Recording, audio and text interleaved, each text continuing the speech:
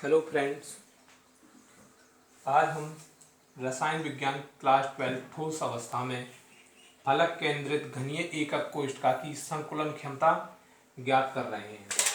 यहाँ पर हम फलक केंद्रित एकक कोशिका में गोलों की संख्या हम किस प्रकार से निकालते हैं। गोलों की संख्या इस प्रकार का, ये हमारा घनीय दिया गया है, घन दिया गया है। इस घन के चारों कोनों पर आठों कोनों पर 1 2 3 4 5 6 7 8 कोनों पर एक हमारा एक एक अणु दिया गया है, जिसमें प्लस जिसका हम 1/8 भाग करते हैं, प्लस इसका जो हमारे फलक दिए गए, एक कमरे के 6 फलक होते हैं। छत, 4 दीवार, एक पृथ्वी जहां पर हम ठहरते हैं, तो इसके 6 फलक हो जाते हैं। और 6 फलकों पर 1 2 3 4 5 6 फलकों का हम इसमें ऐड करते हैं जब हम परमाणु गोलों की संख्या निकालते हैं। तो 6 का जो हम 1/2 करके चलते हैं, क्यों करके चलते हैं, क्योंकि इसकी एक त्रिभुज कोण हम रिसीव करते हैं इस प्रकार की। ये जो हमारी कोण दी गई है, ये हमारी कोण जो दी गई है, इसका हम रिसीविंग करते हैं। ये वाला ऊपर वाला फलक हमने ले लिया है, इसमें से एक त्रिभुज बना करके। तो इस प्रकार से जब हम कैलकुलेशन करेंगे तो इससे ये कट गया, ये हो जाता है हमारा 1, और प्लस इससे कट जाता है हमारा 3 टाइम 3, और 1 हो जाता है 4। तो जो गोलों की जो संख्या आती है वो आ जाती है हमारी, कितनी आ जाती है, 4 आ जाती है। अब हम बात करते हैं माना गोले की त्रिज्या। ये जो एक गोला दिया गया है, इसकी त्रिज्या कितनी होगी। बाई चांस हमने मान लीजिए कि यहाँ पर ये गोला दिया गया है हमारा, ये वाला बीच वाला, यहाँ से लेकर के इस वृत्त तक की जो त्रिज्या है वो हमारी r है, और इस वाले गोले तक की ये भी हमारी त्रिज्या है, यहाँ तक भी r है। यहाँ का केंद्र ले लेते हैं तो यहाँ से लेकर के यहाँ तक की त्रिज्या कितनी होती है, वो भी r होती है। ये वाले यहाँ से लेकर के इस वाले केंद्र तक की जो त्रिज्या होती है वो भी हमारी कितनी होती है, r होती है। और त्रिज्या हमारी r होती है। घनीय किनारे की लंबाई, इसकी जो लंबाई है वो होती है हमारी a, लंबाई चौड़ाई ऊंचाई। घन में लंबाई चौड़ाई ऊंचाई तीनों चीजें समान होती है। ये भी हमारी a है, ये भी हमारी a है। तो हम कह सकते हैं ये वाला जो पोर्शन है वो हमारा क्या है, a है, और ये वाला भी पोर्शन हमारा a है।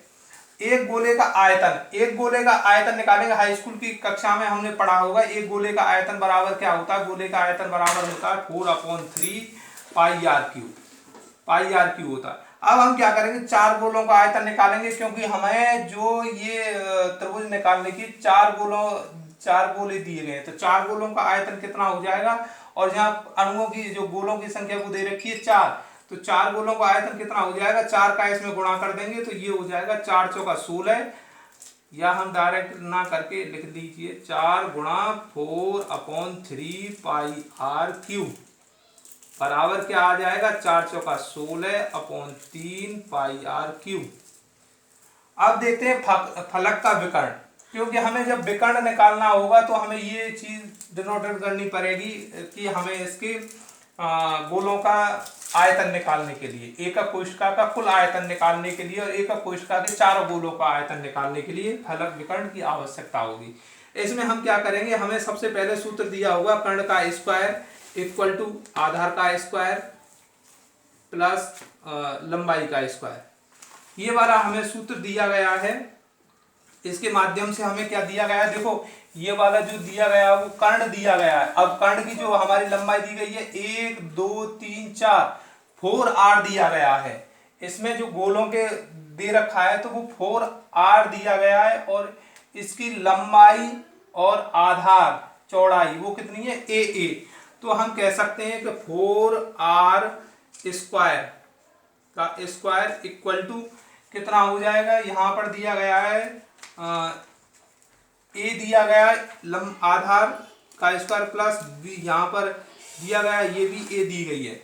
इसको रूट को इधर की तरफ ट्रांसफर कर दीजिए, 4r इक्वल टू हो जाएगा ए स्क्वायर हो गया 2a², और ये वाला रूट इधर से पहुंच गया।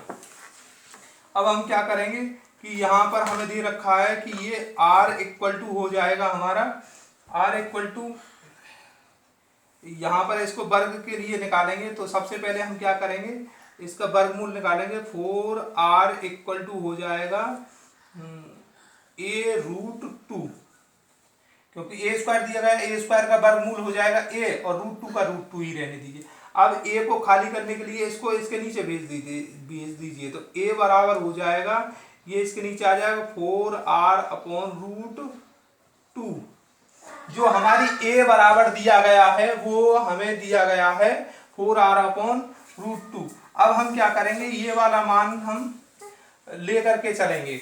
हम जो दिया है a इक्वल टू दिया गया है a इक्वल टू 4r/√3। यहां से आगे एकक कोष्ठका का कुल आयतन, एकक कोष्ठिका का कुल आयतन इक्वल टू होता है ए का क्यू। ए का क्यू होता है क्योंकि भुजा लंबाई गुणा चौड़ाई गुणा ऊंचाई होती है, तो ए का क्यू हो गया। तो ए का मान हमें यहाँ दिया गया है, तो इसको हम क्या करेंगे, 4r/√2 का होल क्यू इक्वल टू हो गया है, इक्वल टू हो चुका है 64r³ 2√2 हो जाता है।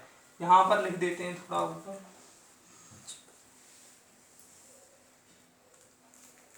64r³/2√2।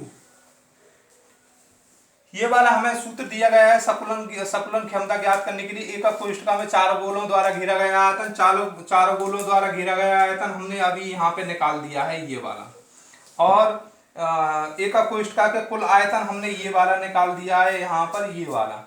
अब क्या करेंगे, ये वाला हम भाग कर देंगे, भाग करने के बाद में हमें आंसर प्राप्त होगा।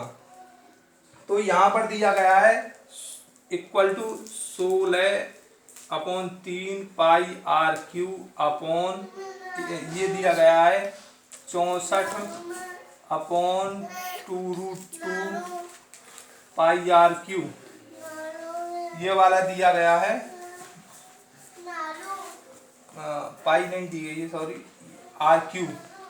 ये वाला आयतन हमने यहाँ लिख दिया, इस वाले से ये r³ कट गया और इनटू 100 दिया गया है यहाँ पर, और ये 16 चौका 64, ये 4 बार कट गया, और इसको जब हम ऊपर करेंगे तो ये आ जाएगा 2√2/3 चौका 12 पाई इंटू 100। जब पाई का मान रखेंगे, पाई का मान रखने पर 2√2 और ये से ये कट जाएगा 6 टाइम कट गया, तो बचेगा हमारा √2/6 इंटू पाई का मान रखेंगे 22/7 गुणा 22/7 गुणा 100।